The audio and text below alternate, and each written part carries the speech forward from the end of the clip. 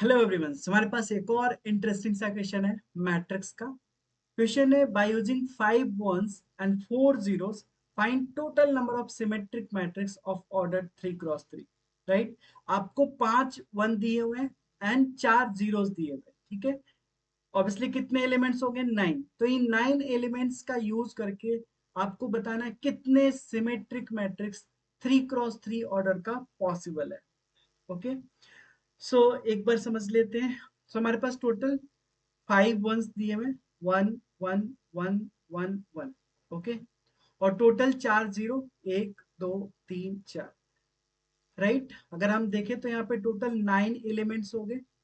इन 9 elements का use करके आपको बनाना है टोटल 3 क्रॉस 3 का symmetric matrix. Obviously symmetric matrix की बात करें, सपोज को हमारे पास ये मैट्रिक्स है A11 A12 A13 A21 A22 A23 A31 A32 and A33।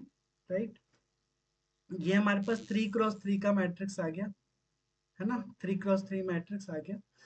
Symmetric matrix की बात करें तो सिमेट्रिक मैट्रिक्स के केस में क्या होता है? ए आई जे इज इक्वल टू ए जे आई होता है। राइट, मतलब बात करें तो A12 is equal to A21, मतलब ये वाला इसके बराबर होगा। राइट, ये वाला इसके इक्वल होगा एंड ये वाला इसके बराबर होगा। राइट, यही हम पढ़ते हैं। तो कैसे करेंगे?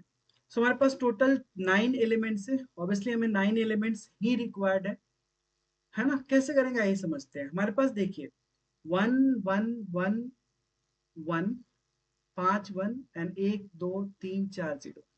हमें मैट्रिक्स बनाना है 3 क्रॉस 3 का। तो क्या क्या पॉसिबिलिटीज है? सो अगर हम केस फर्स्ट के साथ जाएं, है ना, अगर हम केस फर्स्ट के साथ जाएं तो इसमें क्या करते हैं, सारे जो डायगोनल मैट्रिक्स है इसको, डायगोनल मैट्रिक्स के एलिमेंट उनको 1 कर लेते हैं। तो हमारे पास ये 3 1 खत्म हो चुका है। राइट, ये 3 हमने ऑलरेडी यूज कर लिया है। अब हमारे पास बचा ये पोजीशन ये पोजीशन ये पोजीशन, ये और ये। 2 1 है और 4 0 है ना। 2 1 है हमारे पास, तो 1 1 तो आप इधर की तरफ रख दोगे, 1 1 इधर की तरफ रख दोगे, और 1 1 हमारा इधर की तरफ आएगा, तभी तो सिमेट्रिक बनेगा। 1 1 इधर 1 1 इधर, 4 0 है तो 2 0 इधर एंड 2 0 इधर आएगा। राइट, कैसे करेंगे? टोटल कितना हमारे पास बनने वाला है केस? ये केस फर्स्ट हुआ जिसमें हमने डायगोनल के एलिमेंट्स 1 1 1 कर दिए। तो ये जो डायगोनल के एलिमेंट्स आपने फिल किया, ये कितने तरीके से कर लोगे आप? एक तरीके से। ठीक है, अब यहाँ पे आपके पास 1 2 3 4 5 6 टोटल 6 एलिमेंट्स है। बट इस साइड आपको फिल क्या करना है? 1 0 0 ही फिल करना है, यानी 3 एलिमेंट्स है इस साइड। अपर ट्रायंगल में आपके पास 3 एलिमेंट्स है, इसको कितने तरीके से फिल कर सकते हो? फैक्टोरियल 3 तरीके से। 3 एलिमेंट्स आपके पास 3 जगह है फैक्टोरियल 3 तरीके से। लेकिन 0 0 यहाँ पे रिपीटिंग है, तो जो रिपीटिंग होते हैं उसके फैक्टोरियल से हम डिवाइड कर देते हैं। राइट, सो ये कितना हो जाएगा? 3 × 2 डिवाइडेड बाई 2 विच इज 3। तो ये केस 1 हुआ। राइट, अब अगर केस 2 डिस्कस करें, केस 2 में हमने क्या किया? मैक्सिमम हमने ये ले लिया था। केस 2 हमने ये किया कि जो डायगोनल के एलिमेंट्स है हमने 1 1 0 कर दिया। ठीक है, 1 1 0 कर दिया। सो हमारे पास 1 1 0 कर दिया तो 2 1 गया, हमारे पास टोटल कितना? 3 1 बच गया एंड 4 0 बच गया। क्या ये पॉसिबल है केस? नहीं पॉसिबल है, क्योंकि अगर 3 1 है तो अगर मान लो आपने इधर 2 1 रख दिया तो इधर भी तो 2 1 चाहिए, तभी तो ये सिमेट्रिक होगा। मतलब ये वाला केस पॉसिबल नहीं है जिसमें आप डायगोनल के एलिमेंट, जिसमें आप डायगोनल के एलिमेंट 1 1 0 रखो, ये पॉसिबल नहीं है। ठीक है, ओके। अब आते हैं केस थर्ड में। केस थर्ड में हम क्या करते हैं कि डायगोनल के एलिमेंट 1 0 0 रख लेते हैं। राइट, 1 0 0 आ जाते हैं, यहाँ पे डिस्कस करते हैं।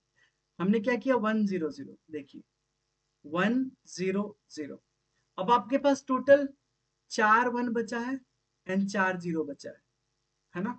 यही चीज बचा है। नहीं 4 0 नहीं ना, 2 0 बचा है। ठीक है, 4 1 एंड 2 0, आपके पास कितना? 1 2 3 4 5 6 प्लेस है, राइट। ऑब्वियसली आपको किसी इस वाले प्लेस के बारे में सोचना है, ठीक है ना। तो आपके पास 4 1 है, 4 1 में तो ऑब्वियसली 2 इधर 1 जाएगा और 1 0 आएगा, है ना। ठीक है, पहले डायगोनल के बारे में सोचो, डायगोनल के बारे में सोचो ये कितने तरीके से फिल होगा। तो 1 2 3 एलिमेंट्स है, 3 एलिमेंट से 3 जगह है, तो फैक्टोरियल 3 में, राइट। लेकिन हमारे पास 0 0 2 बार रिपीट हो रहा है, तो फैक्टोरियल 2 से डिवाइड किया। तो ये तो डायगोनल की कहानी होगी। अब हमारे पास इधर है ये नॉन डायगोनल वाले एलिमेंट्स। अपर ट्रायंगल की बात करें तो हमारे पास 2 1 है, मतलब इधर भी क्या फिल करना है, आपके पास टोटल 6 एलिमेंट्स है, बट फिल तो 3 ही करना है, यानी 1 1 एंड 0 का। तो ये हो जाएगा फैक्टोरियल 3 तरीके में। 1 2 बार रिपीट हुआ तो फैक्टोरियल 2 से डिवाइड किया, तो ये हमारे पास 3 एंड ये भी 3, दैट इज 9 आ गया। क्लियर। ये केस हमारा कौन सा था, केस थर्ड था, जिसमें हमने क्या लिया था, 1 0 0, 1 0 0 डायगोनल के एलिमेंट्स। देखिए डायगोनल में 1 0 0 0 1 0 0 0 1 कुछ भी हो सकता है, इसलिए ये वाला केस लगाया यहाँ पे, ठीक है। ओके, अब क्या पॉसिबल है, केस 4 हम ये ले लेते हैं कि डायगोनल के सारे एलिमेंट्स जीरो कर दे। क्या ये वाला केस पॉसिबल है, जरा देखते हैं। अगर डायगोनल के सारे एलिमेंट्स जीरो कर देंगे, यानी अब हमारे पास कितना जीरो बचा, 2 0, ठीक है, नहीं 1 0 बचा ना, टोटल 4 0 था, तो 1 0 बचा एंड 1 कितने थे, 5 आई गेस, हाँ 5 1 बचा।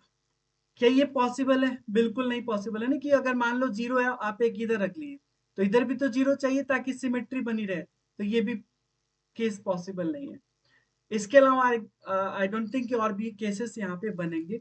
तो एक ये वाला एंड एक ये वाला, सो टोटल यहाँ पे कितना हो गया, अगर हम टोटल मैट्रिसेस की बात करें, so total will be 3 + 9 that is 12। ये हो जाएगा हमारा final answer, right. I hope आपको ये सॉल्यूशन अच्छे से समझ में आया होगा, बहुत ही इंटरेस्टिंग सा क्वेश्चन था। फिर मिलते हैं नेक्स्ट वीडियो में और भी इंटरेस्टिंग क्वेश्चन के साथ, तब तक टेक केयर, थैंक यू।